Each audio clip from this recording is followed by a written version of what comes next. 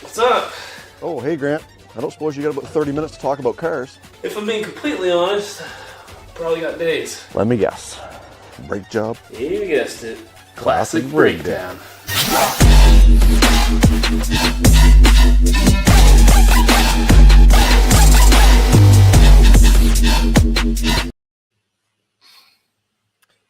Oh, Grant, I'm never going to get sick of that intro. I had so much fun recording that, and the music is just on par. It's good. It's good.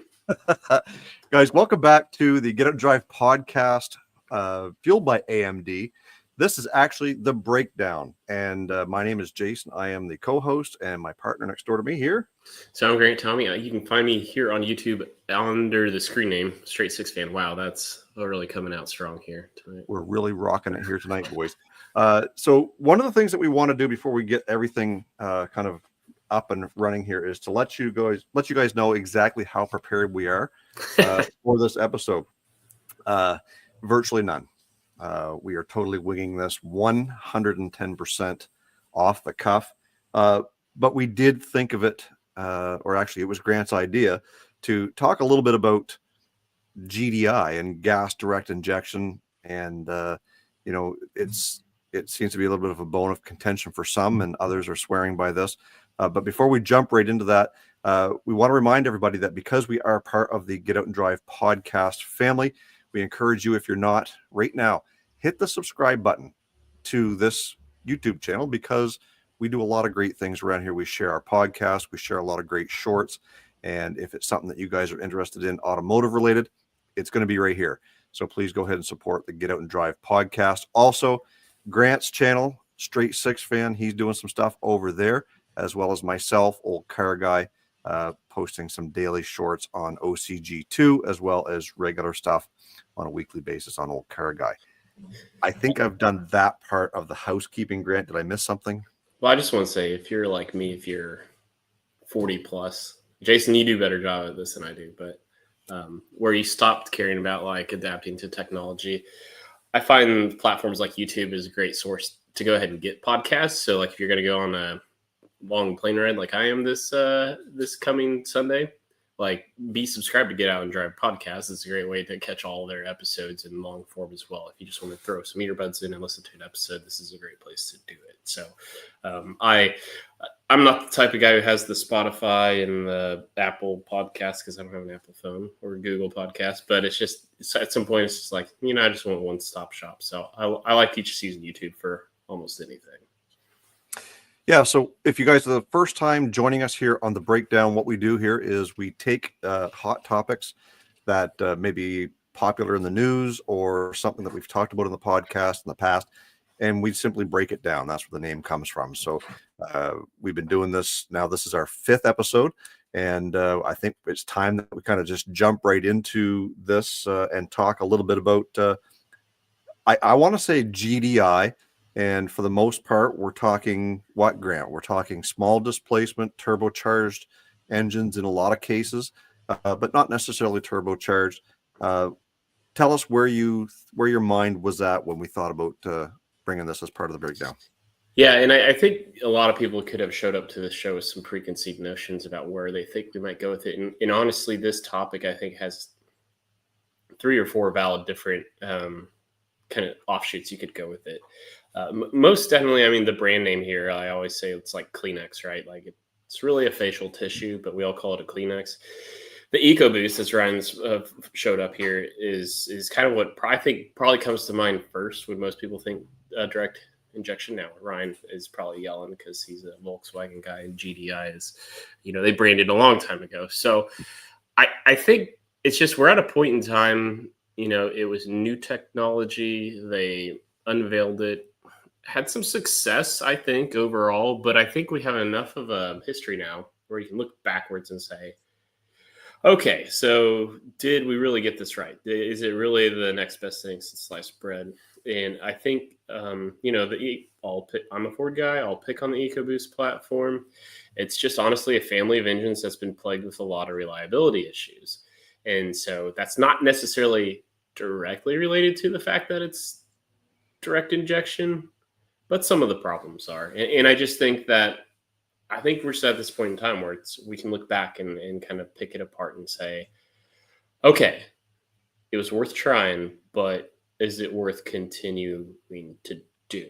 And some of the obvious talking points there are like the carbon buildup is a big one. Without having, like with a port injected motor, you get you're basically washing off the backside of a intake valve from any engine blow by or anything. But with direct injection, when that injector's straight in the cylinder wall, you don't get that. So Jason, again, I know like I said, you can go like 3-4 different ways with this, and I gave you about 2 or 3 of them. But I guess what was on your mind? How do you react to that? But also, what was on your mind when you thought this topic? Well, I thought it was. I want to back up just a little bit before we kind of even really dive heavy into what this is, and really the reason why this style of engine build kind of has come to play. Ryan and I were talking a little bit about this before we went live, and we need to back up a little bit and talk about CAFE standards. For those of you who don't know what CAFE, it's an acronym that stands for Corporate Average Fuel Economy, which has been around forever. And what the EPA has done, or in most cases, we're going to use EPA, again, just like the whole Kleenex thing, right? What those standards do is they say for every brand of manufacturer out there that you need to meet a minimum average fuel economy over all your brand, all your models. So for instance, if you're, let's say you're Toyota, and they say your CAFE standard for you needs to be X miles per gallon across all your vehicles. Well, we all know the Toyota trucks, especially the full-size ones, are crap for fuel economy. So then therefore you've got to make a buttload of cars at a much higher mile per gallon. And then now more recently that CAFE standard goes further to talk about carbon dioxide emissions as part of your fueling system. So the way they're doing this is they're making engines more and more tight, tolerances tighter, smaller displacements, adding turbos, and just trying to creep the best fuel economy out of them and still beat those emission standards that have been set. Those bars have been set really, really high. So in the process, I think of the GDI engines, they're creeping up on high fuel economy, low emissions, mediocre performance, but heavily nosediving on reliability. And I think that's kind of where this conversation really needs to look at, to say, at what point do we need to get more of X versus Y or versus Z, and then say, what are we going to substitute that with? And in some cases, it's going to be reliability. Yeah, and I think, being the resident Ford guy, Jason, you know this well too, just with all the Panthers you've had, Ford figured out the overhead cam. They figured out how to mass produce at a great level and at a great reliability level. And it's almost as though the pendulum swung from one extreme to the other. That 4.6 liter, known for its longevity, but is kind of gutless in a lot of ways. Then you fast forward to the modern EcoBoost era. It's the performance is there. I mean, great performance, but the reliability is just not there. And I mean, if you go across their whole line,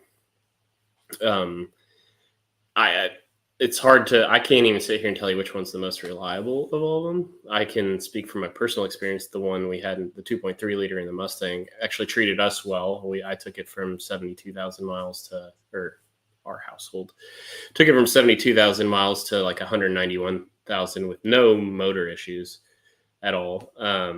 Had other issues, like a pinion go out.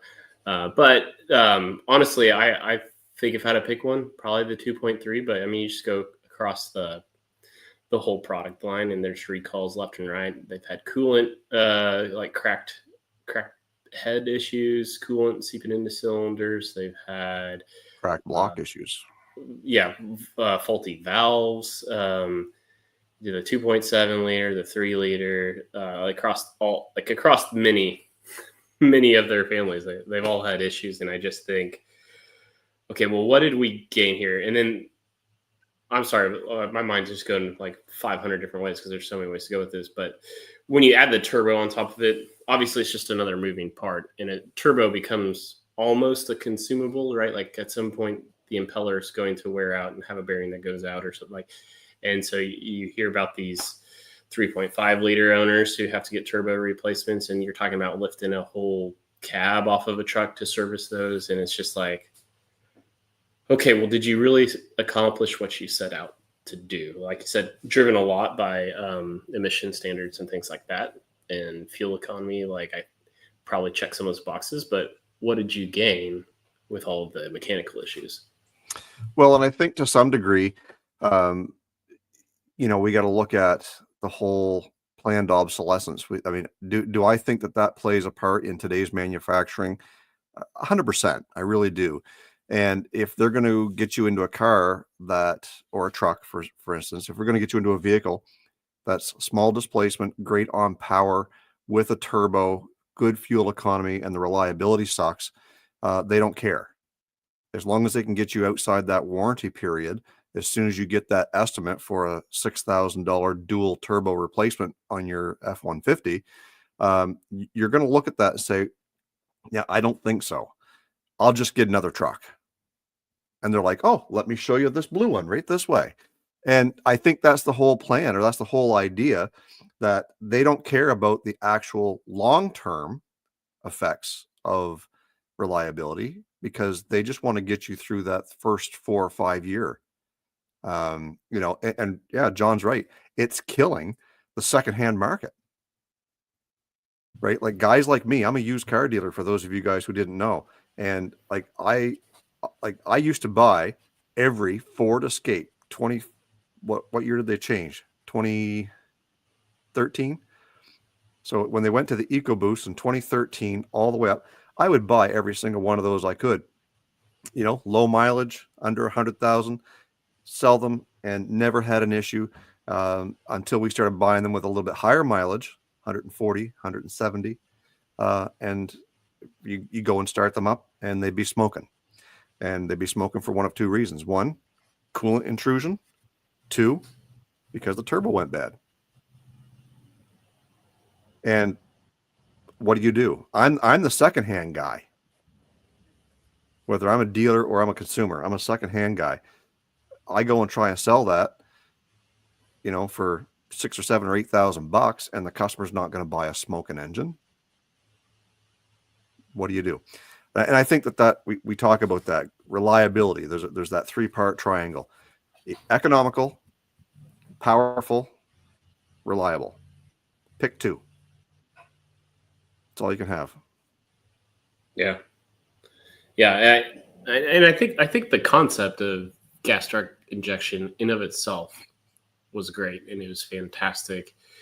And need I remind everybody, as long as there are humans on this planet, we're all flawed individuals, right? So you weren't going to ever create a perfect anything, and sometimes you're not going to figure out the flaws until you're far enough in, right? But I kind of wonder, well, is it time to reinvest in figuring out how to optimize port injection again? Like get better at that for a while. It feels like you just kind of run out. You kind of like at a peak, and it doesn't seem to be getting any better. Like Toyota, they're known for their reliability. If there's anyone worldwide you want to say has got it together, it's Toyota. But when they moved on from the iForce V8 and the Tundra is like, what was that, like 2021 or something, they started having issues with their direct injection, smaller V6 twin turbo motor. Now, I think a lot of that had to do with metal filings in the cylinder walls, and not so much where the fuel injector is located. But I don't know. It just seems like every engine that has this problem seems to be one of these gas, the direct injection ones. And now they're, I was about to go there. Now there's this concept of dual injection, a port and a direct injector, which is fine, but it's sort of like just throwing like the wrong solution at the problem. It's like, oh, well, we didn't have this problem. Like, let's just add redundancy to solve one problem. But now you're asking a computer to be more sophisticated to control two.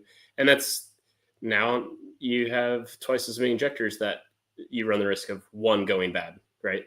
And so, yeah, as King Eric says, bring back the Slant Six, not the Hurricane. That's actually what Dodge needs to do, is just to tilt the new Hurricane at 30 degrees, and then it'll be a wide success. But it'll be fine. So Ryan and I played a little experiment. We were talking about, why did we go this route? Why, why tip those cafe standards to the degree that they're at? And right now in 2025, we're talking about the US, and talking about the pre-Trump administration kind of potentially zeroing out some of this stuff. The cafe standard for 2025 was 163 grams per mile of CO2. So that sounds very minuscule. A gram is not a lot. It's not a lot of CO2, and over the course of a lifetime of a vehicle, sure, it'll add up.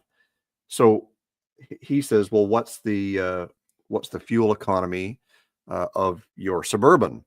So my Suburban gets me roughly around 15 miles per gallon. If we use the math to figure out how many grams per mile, we're talking 634 and change grams per mile of CO2.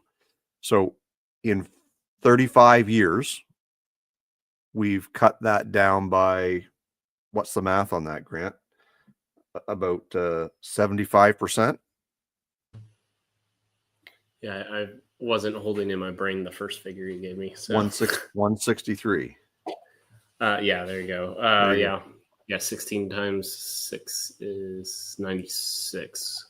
So it's more like a quarter. 16 times 4 is 64. So, yeah, regardless, it's a big difference between my truck in the 1990 generation, when cafe standards were probably a lot more acceptable then than what they are today.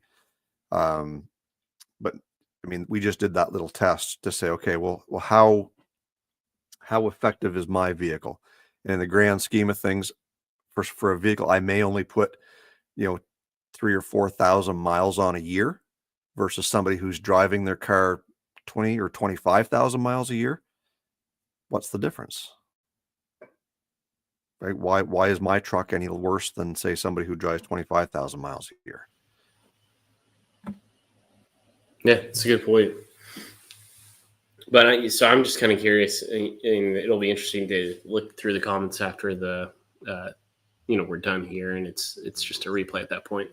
But just kind of getting everybody's group source think on direct fuel injection. Again, I think it's a great experiment, because in a lot of ways it worked, but again, it felt like it's been at the mercy of. And Eric brings up another good point. With all these new standards, there's something to react to, so you're just throwing a solution in a microcosm at something. So then your engine has one more thing to manage on top of it. But yeah, I mean, you think of the weight reduction, right? If I could get a 1.3 liter inline 3 to do the same thing that a 2 liter 4-cylinder is doing, and it's an aluminum block, like, you save weight, you save this, that, and the other. And if you're making the same power, like, what difference does it make?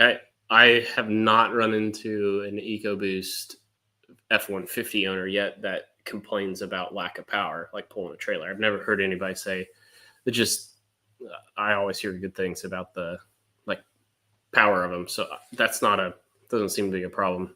But I also do know a coworker who's been through, he's at least on his third F-150, and it's a Coyote now, but I think it might be his fourth. He may have gone through 3 EcoBoosts for similar things. Turbos went out, or, just and within warranty too, some of them. So, well, let's talk a little bit about the history of the GDI. Now, Ryan brings up a good point. GDI has been around since 1925. We're talking 100 years. This technology, or this type of, or this form of gas direct injection, has been around. I'm going to read something here that Ryan posted for me that says, Swedish designer Jonas Hasselmann introduces the first GDI engine for low compression truck use. 1940s, World War II, Germany equips fighter aircraft with direct fuel injection to prevent engine stall during aerial maneuvers.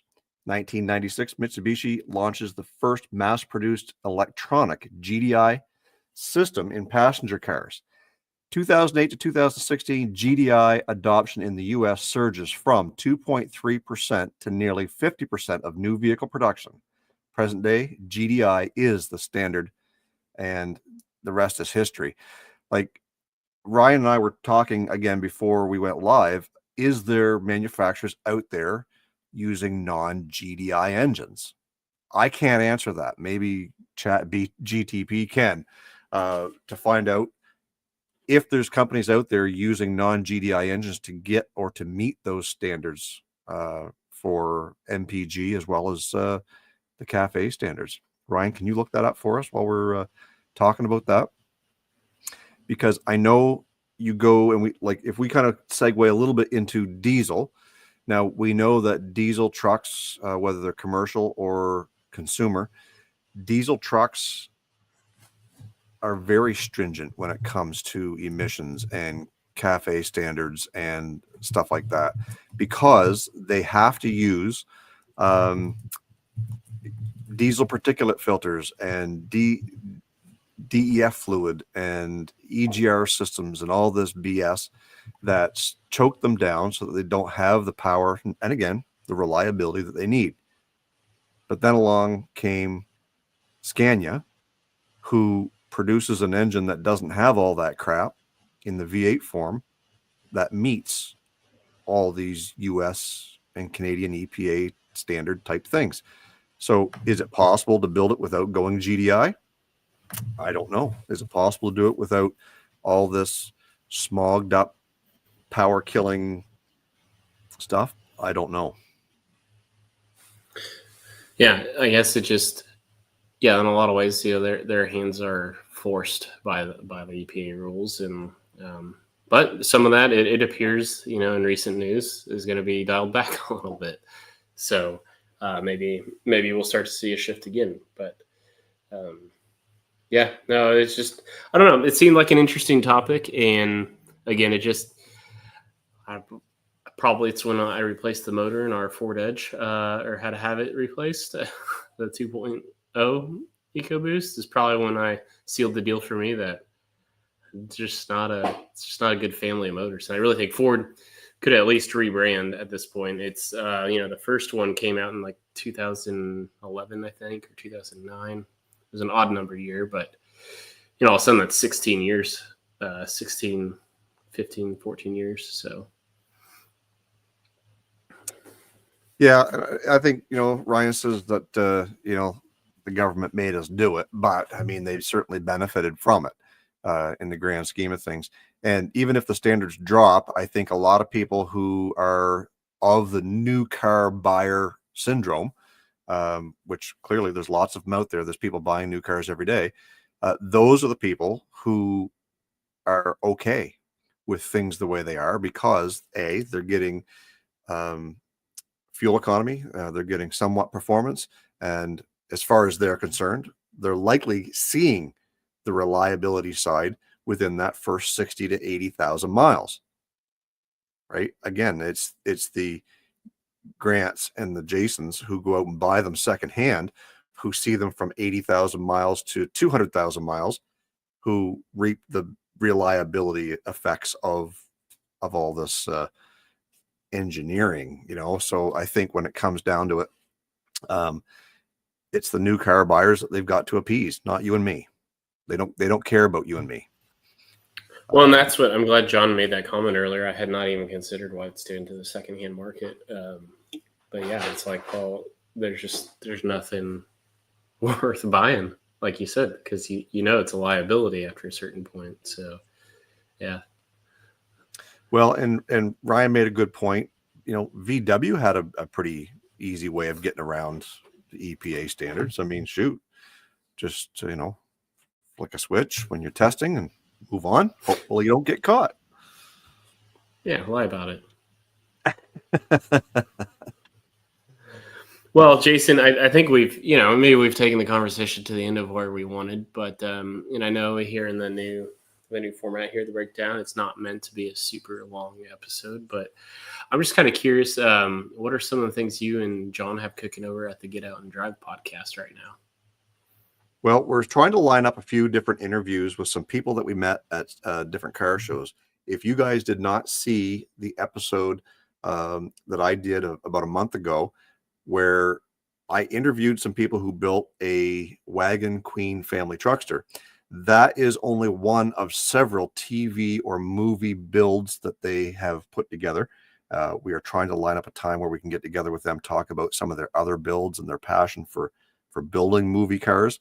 So we've got that coming up. We've got a few other interviews with some people who are in the automotive industry, car builders, restorers, stuff like that. And we're also going to have some episodes in there where it's just John and I. We don't always do interviews, so we've got a few topics of discussion lined up.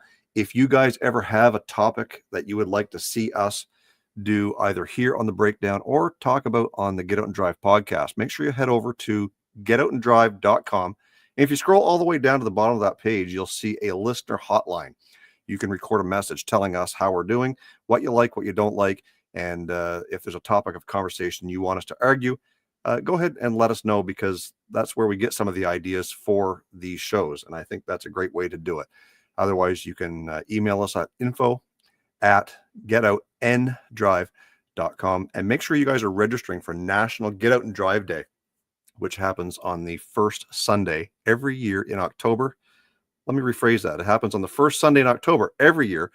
And if you register, we're going to send you out some stickers that show our appreciation for registering for National Get Out and Drive Day.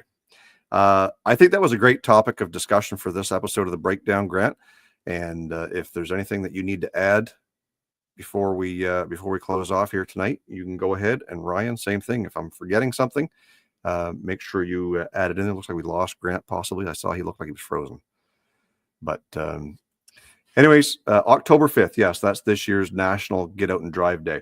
I'm going to be hitting a few more car shows. There's two more that I'm going to hit this year. One is on the American side, and we'll be hitting that next weekend, and then we'll be back in September for another one down at in the southern state of Maine. So hopefully we can get that underway.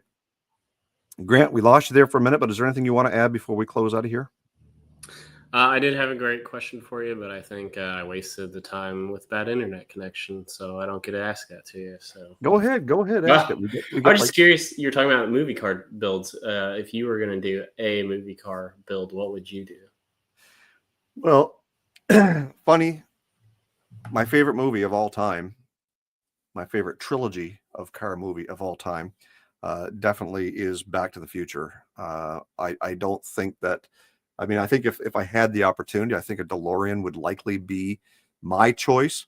Coincidentally, the folks that built the Wagon Queen family truckster have secured a DeLorean. That will be one of their next builds. I'm pretty excited about that. What would yours be, Grant, if you were to build a movie car of your favorite? So I'm going to pick on the Fast and Furious franchise. So there's only like 700 cars to choose from there. Couldn't tell you which one it comes out of. I think it's the third one.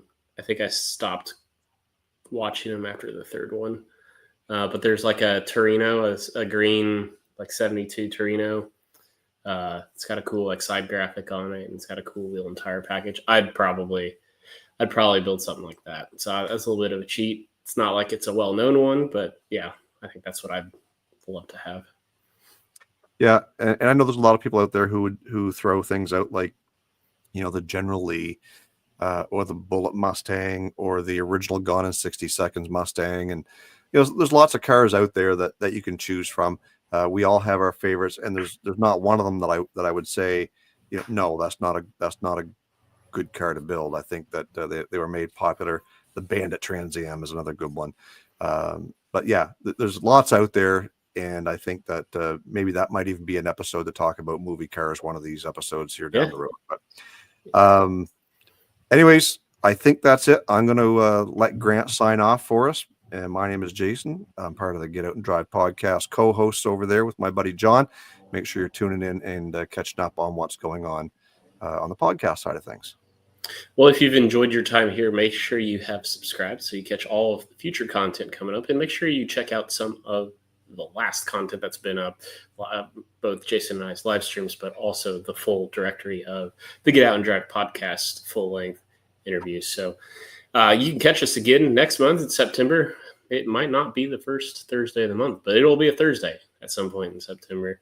So thanks for checking us out, and we hope to see you guys back here a month from now. Later.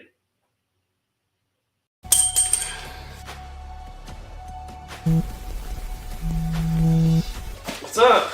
Oh, hey, Grant. I don't suppose you got about 30 minutes to talk about cars. If I'm being completely honest, probably got days. Let me guess. Brake job? You guessed it. Classic breakdown.